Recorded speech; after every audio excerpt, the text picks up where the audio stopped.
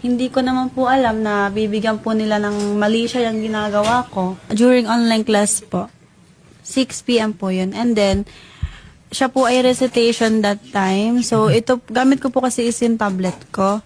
Ito po yung tablet ko. Then, recitation nga po siya. So, ginilid ko po yung ulo ko. Okay.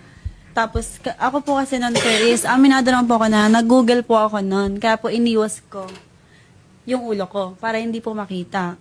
Ayan. Then, after po nun, nag-a-agree po ako that time. Hindi ko naman po alam na bibigyan po nila ng mali siya yung ginagawa ko. Yun po. Ayan, pline-play po natin ngayon, mga kapatid, sa inyong screen, yung video na tinutukoy po ni Angel May. No? At parang tumutugma naman, no? Nandun pa rin yung ulo niya sa may Opo.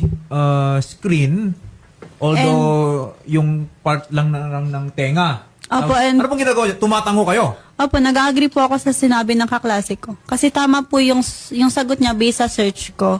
Okay. And kita naman po sa video na tumingin po ako sa camera, which is aware po ako na naka-open cam ako. Mga gaano po katagal na ganun 16 po yung... seconds.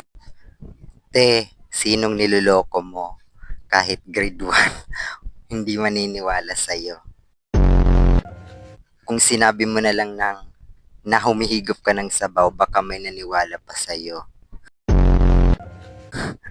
16 seconds, nagtatango. Ano yun? Diyos ko, pinalala mo lang issue mo.